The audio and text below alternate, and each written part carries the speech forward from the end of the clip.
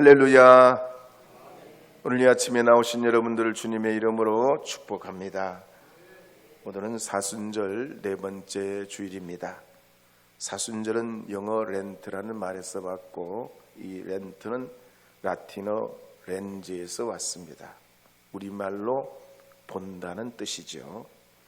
사순절에 뭘 본다는 얘기입니까? 전에 못 보고 지냈던 것, 특별히 생각하지 못했던 것, 예수님의 순환 사건을 통해서 다시 본다는 것입니다. 그런 의미에서 이 사순절 기간 동안 그리스도의 십자가의 사건을 통해서 우리의 삶을 돌이켜보고 다시 보고 달리 보아서 복을 받으시는 하나님의 사람들이 되시기를 바랍니다. 저는 그런 의미에서 오늘 요한복음 9장 1절에서 12절 말씀을 중심으로 실로암의 기적이라는 제목으로 말씀을 선포하려 합니다. 먼저 마태, 마가, 누가, 요한 이 네 복음서는 예수님의 생애와 가르치심과 행하심과 죽음과 부활에 대해서 기록하고 있다 그랬습니다. 마태, 마가, 누가는 예수님께서 갈릴리에서 사역을 하신 내용을 중심으로 기록하고 있고, 요한복음은 유대 남쪽에서 주로 활동하신 내용을 기록하고 있습니다. 또 마태, 마가, 누가는 하나님의 나라에 대해서 기록하고 있고, 요한복음은 예수님이 우리의 메시아이심에 초점을 맞추고 있습니다. 그리고 마태, 마가, 누가는 비유의 말씀을 통해 은유적으로 예수님의 그 진리를 증거하고 있는 반면에, 요한복음은 직관적으로 콕콕 집어서 우리에게 주님의 말씀을 증거하고 있습니다. 이제 이를 염두에 두고 우리가 요한복음 9장 1절, 2절 말씀을 읽어보도록 하겠습니다. 함께 읽어보겠습니다. 예수께서 길을 가실 때 날때부터 맹인된 사람을 보신지라. 제자들이 물어 이르되 라삐여, 이 사람이 맹인으로 난 것이 누구의 죄로 인함이니이까? 자기니이까 그의 부모이니이까? 예수님께서 제자들과 함께 길을 걸어가시게 됐습니다. 그때 날때부터 맹인된 사람을 보시게 됐습니다. 그때 제자들이 예수님께 묻기를, 예수님, 저 사람은 왜 날때부터 맹인으로 태어나는 것입니까? 누구의 죄 때문입니까? 부모의 죄 때문입니까? 그럽니다. 왜냐하면 당시에 유대인들 전통에 따르면 맹인이나 나병 환자나 간질병자나 이런 불치병 환자들은 자기 죄나 부모 죄 때문에 그렇게 태어났다라고 생각했기 때문입니다. 더욱이 신명기 28장 28절에 보면 이렇게 기록하는 말씀도 있습니다. 함께 읽어보도록 하겠습니다. 여호와께서 또 너를 미치는 것과 눈보는 것과 정신병으로 치시리니. 우리가 성경을 잘못 읽고 이해하면 우리 인생의 불행이나 질병이나 가난이나 전쟁이나 실패 원인이 벌하시는 하나님 때문이라 하나님께 돌려버릴 수 있습니다. 가령 욥기에 보면 욥의 친구 엘리바스가 그랬죠. 욥이 자녀를 잃게 되고 재산도 잃게 되고 건강도 잃게 되니까 욥에게 엘리바스가 이렇게 권면하는 내용이 나옵니다. 욥기 4장 7절에 읽어보도록 하겠습니다. 생각하여 보라, 죄 없이 망한 자가 누구인가? 정직한 자의 끊어짐이 어디 있는가?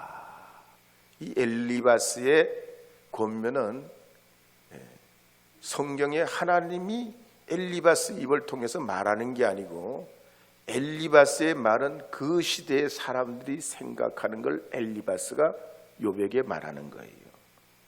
사람이 망하고 안 되고 불행해지는 이유가 어디 있냐? 죄 때문이라고 말하는 거예요.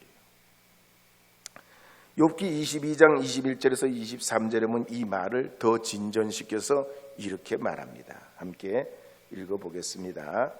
너는 하나님과 화목하고 평안하라. 그리하면 복이 내게 임하리라.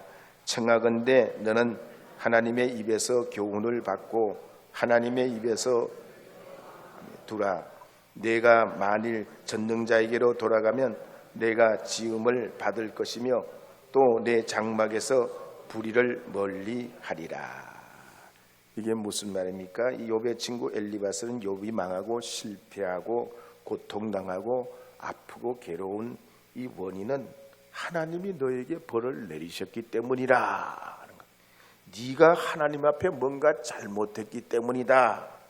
그래서 재앙도 있고 불행도 있고 질병도 있고 가난도 있고 전쟁도 있는 거니까 네가 회개해야 된다. 네가 용서받아야 된다. 문제의 근원은 너다. 네가 문제다 라고 말해요. 에덴 동산에서 하나님께 범죄했던 아담과 하와도 그랬습니다. 하나님께서 범죄한 아담과 하와에게 왜 숨어 있느냐, 내가 먹지 말라 한 그 나무 열매를 왜 먹었느냐. 그럴 때 아담과 하와가 뭐라고 합니까? 하나님께 그 책임을 돌립니다. 하나님이 만드신 이 여자가 나를 먹게 했습니다. 하와가 없었더라면 내가 이 범죄의 자리에 오지 않았을 텐데 하나님이 만들어가지고 이 여자가 나를 유혹해서 내가 먹은 게 아닙니까? 그러니까 하와가 뭐라 그럽니까? 하나님이 만드신 이 뱀이 나를 유혹해서 먹었습니다. 결국 누구에게 핑계를 댑니까? 하나님에게 핑계를 댑니다. 말하자면 선악을 알게 한 나무 열매도 하나님이 에덴 동산에 두셔가지고 그들 범죄하게 만든 것 아니냐.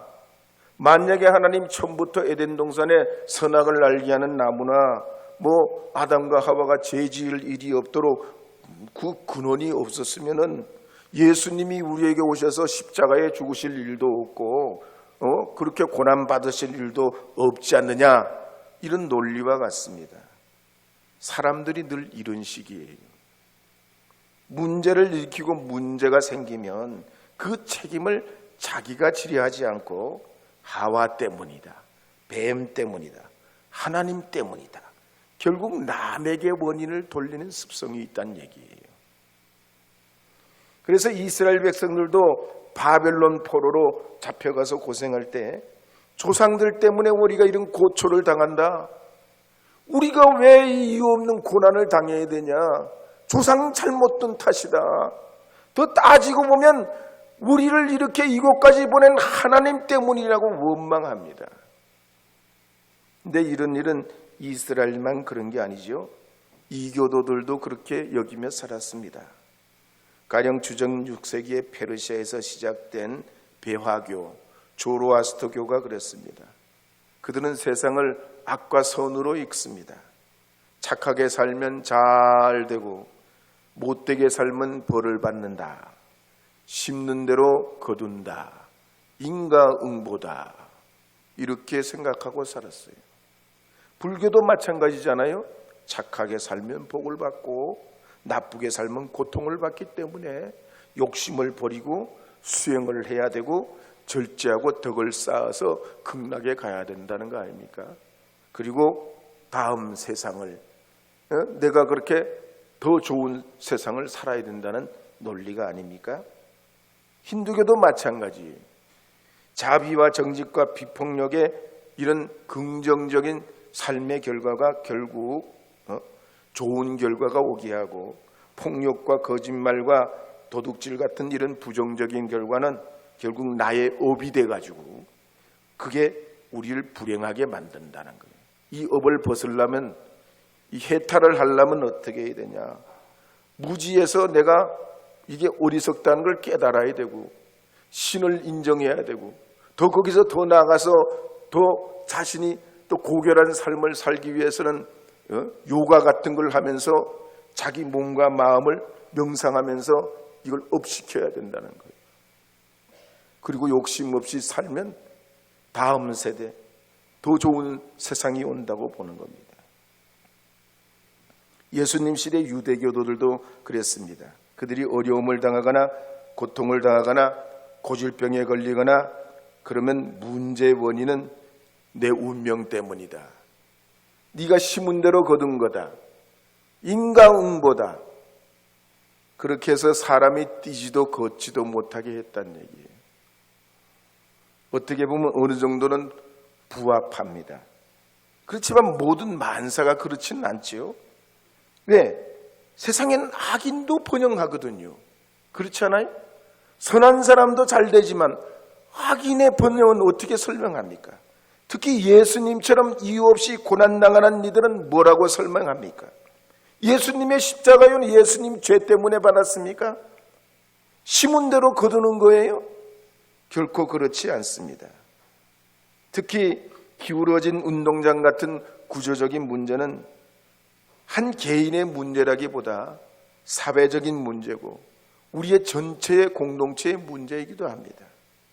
특히 맹인이나 장애인이나 불치병 환자나 이 가난의 문제도 그렇습니다.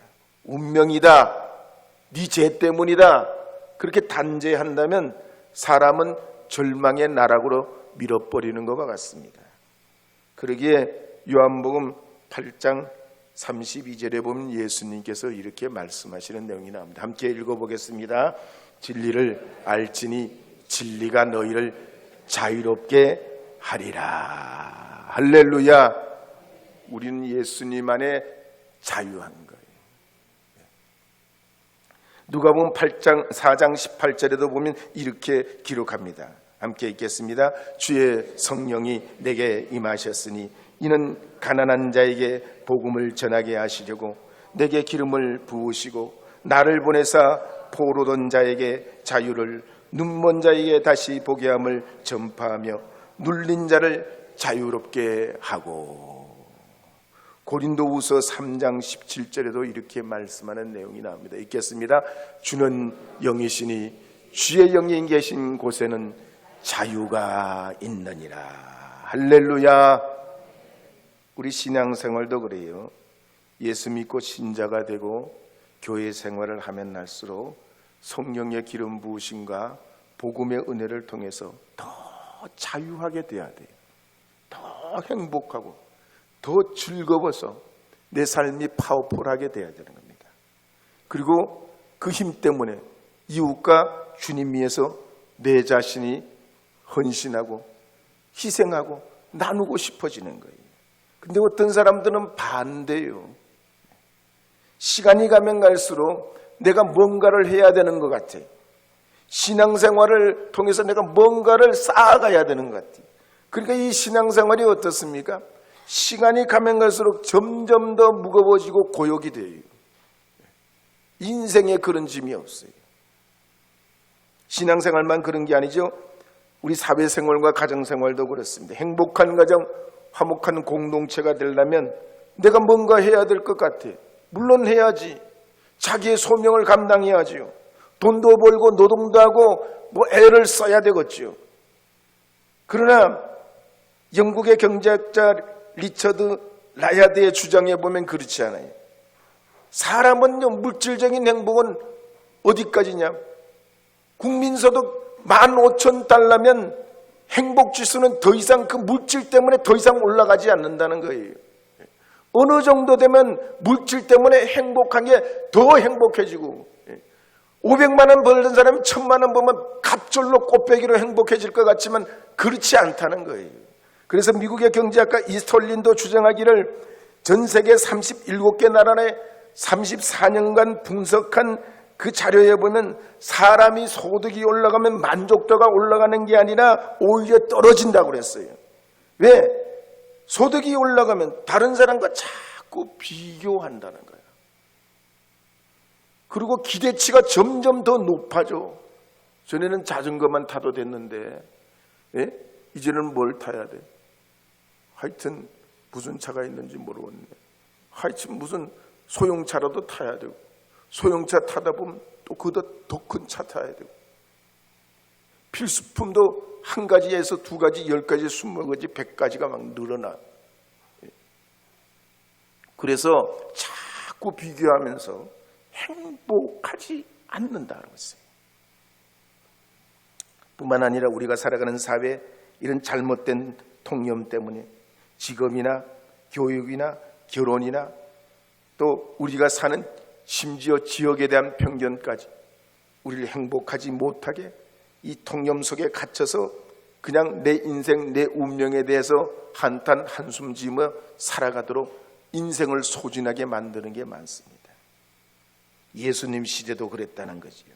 나병이나 간질병이나 불치병이나 장애가 있으면 천벌이다, 죄 때문이다, 죄 때문이다, 내 운명이다, 인과응보다, 날 때부터 못 보던 이런 사람, 불치병 환자들, 가난한 사람들을 그런 눈으로 보고 그런 시선으로 내리깔아서 이 세상의 어두운 그림자가 드리워지게 했다는 얘기예요. 그러니까 요한복음 9장 3절 4절 말씀에 보면 예수님이 이렇게 말씀하시는 내용이 나옵니다. 3절 4절 읽어보겠습니다. 예수께서 대답하시되 이 사람이나 그에게서 하나님이 하시는 일을 나타내고자 하심이라. 때가 아직 낮음에 나를 보내신 이의 일을 우리가 하여야 하리라. 밤이 오리니 그때는 아무도 일할 수 없느니라. 이 말씀에 보면 예수님은 가난한 맹인이 이 세상에 태어났다 해도 누구 때문이냐, 그 원인이 뭐냐 묻지 않으시죠. 원인을 따지고 묻는 게 아니라 예수님 뭐라고 이 맹인을 통해서 말씀합니까? 하나님이 그를 통해 나타내시려는 목적이 뭐냐라는 거예요.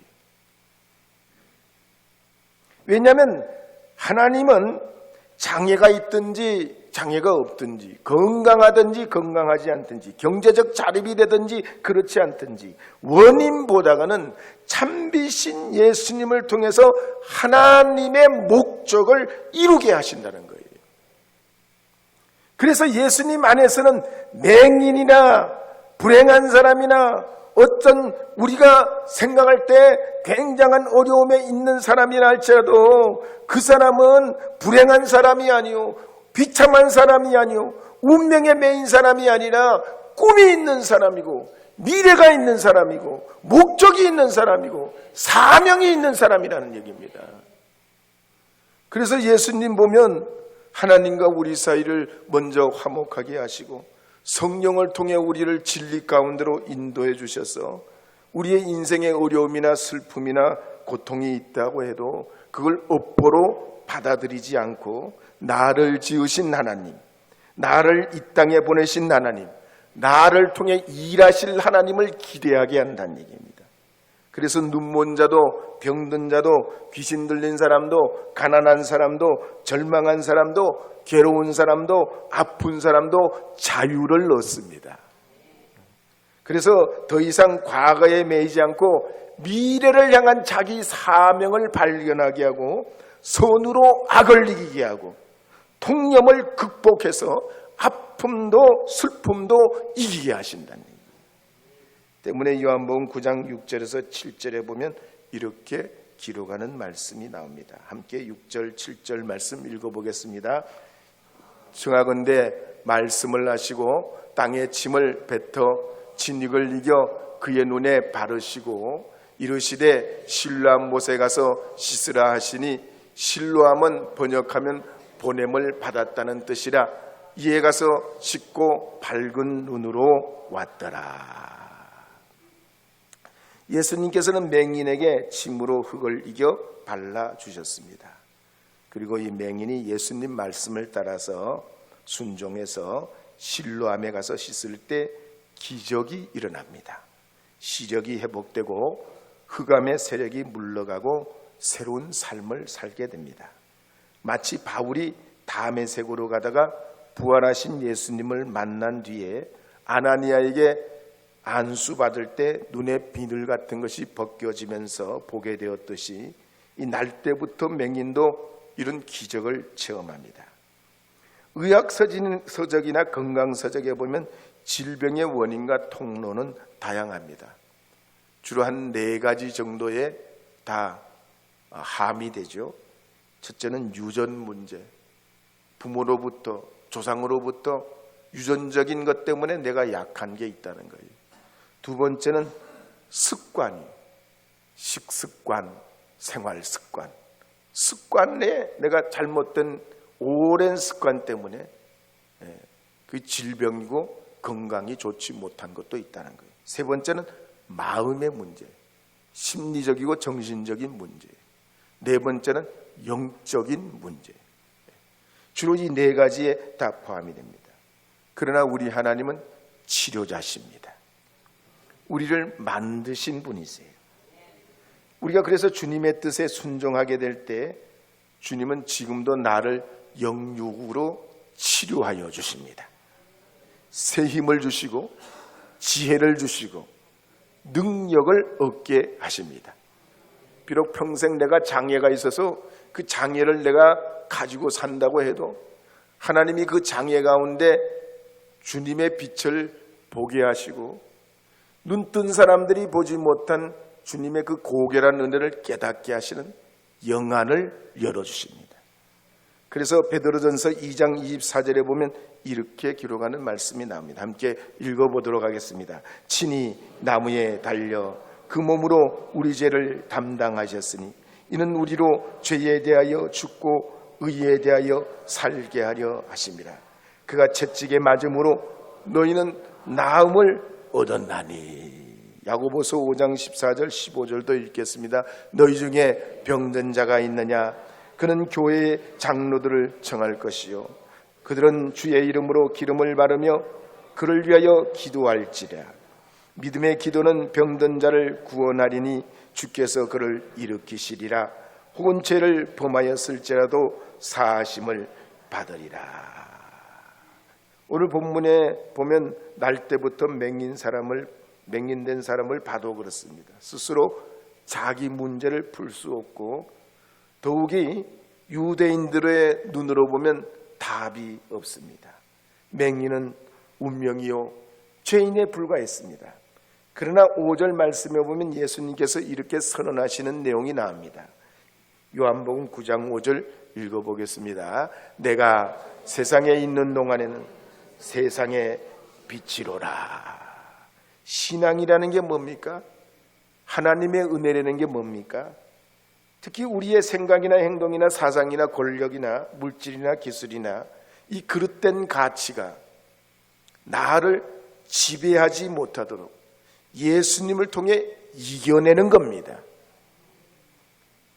마치 우리가 지금 고환율, 고금리, 고유가로 정치, 경제, 사회가 불안하고 염려가 있을 때 우리 기독교인들은 무슨 생각을 하고 살아야 됩니까? 어디를 주목해야 됩니까? 오늘 본문에 나오는 예수님의 행적을 보면 날 때부터 맹인된 사람을 치료하는 것은 명약도 아니고 비법도 아니고 새로운 방책도 아닙니다. 특별한 성경 구절도 아니고 무슨 기도문도 아니에요. 그저 예수님은 땅에 침을 뱉어 진흙을 이겨 맹인의 눈에 발라주시고 그게 무슨 약이 되겠습니까? 그게 무슨 특별한 무슨 약이 되겠냐고요. 그리고는 실로암에 가서 씻으라 하실 때 그 말씀에 순종할 때 맹인이 기적을 체험합니다. 여리고의 맹인 바디메오도 마찬가지. 예수님 다윗의 자손을 불쌍히 여겨주시옵소서 소리칠 때 예수님 뭐란 건 내가 무엇을 해주길 원하느냐? 눈뜨기를 원합니다. 내 믿음대로 될지어다 선언하실 때 눈이 열려져 버립니다.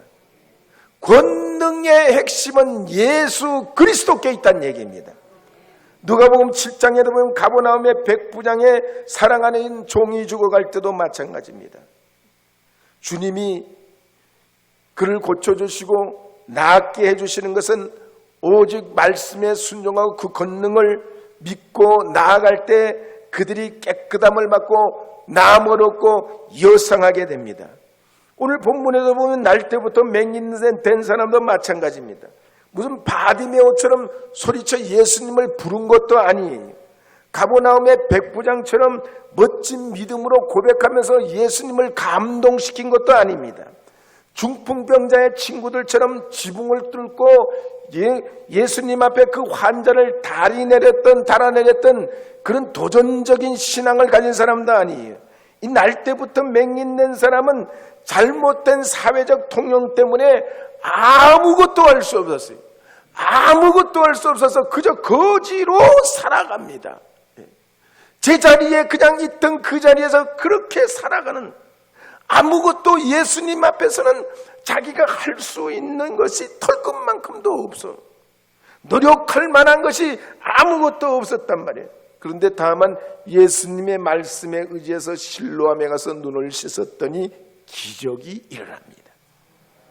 예수님이 권능이기 때문이, 예수님이 지혜요, 예수님이 은혜요, 예수님이 권세요, 구원이기 때문입니다. 그래서 누가복음 3장 16절에 보면 세례 요한이 이렇게 고백하는 내용이 나옵니다. 함께 읽어보도록 하겠습니다. 요한이 모든 사람에게 대답하여 이르되 나는 물론 너희에게 세례를 베풀었거니와 나보다 능력 많으신 이가 오시나니 나는 그의 신발끈을 풀기도 감당하지 못하겠노라. 그는 성령과 불로 너희에게 세례를 베푸실 것이요. 주님은 능력 많으신 주님이란 말이에요. 세상에 약이 위대하고 의술이 대단하고 사람의 지혜가 AI의 시대를 통해서 지금까지 본 적이 없는 그런 엄청난 일을 해낸다 해도 주님은 능력의 주님이시란 얘기입니다. 그래서 누가복음 4장 36절에도 보면 이렇게 기록하는 말씀이 나옵니다. 함께 읽어보겠습니다. 다 놀라 서로 말하되 이르되 이 어떠한 말씀인고 권위와 능력으로 더러운 귀신을 명함에 나가는도다 하더라. 또한 누가복음 10장 19절에도 읽어보겠습니다. 내가 너희에게 뱀과 정과를 밟으며 원수의 모든 능력을 제할 권능을 주었으니 너희를 해칠 자가 결코 없으리라. 이 권세를 누구에게 줬다는 얘기예요? 제자된 주님의 자녀들에게 주셨다는 얘기예요. 하나님을 믿는 여러분에게 허락하신 줄 믿으시기 바랍니다. 여러분은 주님의 자녀입니다. 하나님의 권세가 여러분에게 있는 줄 믿으시고 주님 앞에 여러분에게 주신 그 무한한 잠재력과 힘과 믿음과 은혜를 의지해서 주 안에서 여러분 믿음으로 승리하는 하나님의 사람들이 되기를 바랍니다. 위대한 발명과 위대한 일을 감당한 참 역사의 공헌자들도 보면 다 자기가 자기 힘으로 한 게 아니에요. 알프레드 노벨이 그랬잖아요. 다이너마이트를 발견할 때 자기가 노력한 것도 있지만 우연히 되는 거예요.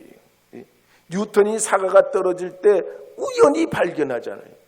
그리고 퀴리 부인이 리튬을 발견할 때도 마찬가지잖아요. 이 리튬을 발견할 때 어떤 우연입니다. 뜻하지 않게요. 하나님의 은혜로 결실을 맺게 되는 겁니다. 물론 수고하고 애쓰는 이들에게 주시는 하나님의 선물이죠. 그렇기 때문에 마태복음 7장 7절에 보면 이렇게 기록합니다. 함께 읽어보겠습니다. 구하라 그리하면 너희에게 주실 것이요 찾으라 그리하면 찾아낼 것이요 문을 두드리라 그리하면 너희에게 열릴 것이니. 그러므로 이 사순절을 맞아 살아가는 여러분이 더욱더 하나님 앞에 성공적이고 건강한 삶을 살아가시기를 바랍니다. 그러자면 이 사회의 통념을 넘어 믿음의 소원을 가져야 됩니다. 절망하거나 포기하지 아니하고 꿈을 가져야 됩니다. 왜? 하나님은 여러분을 통해 나타내실 일이 있기 때문인 줄 알고 주님이 여러분을 부르신 그 목적을 따라 살아가는 하나님의 자녀들이 되셔서 또 이 한 주간도 또 앞으로 나아갈 우리의 삶도 넉넉히 이기는 주님의 사람들이 다 되시기를 축복합니다.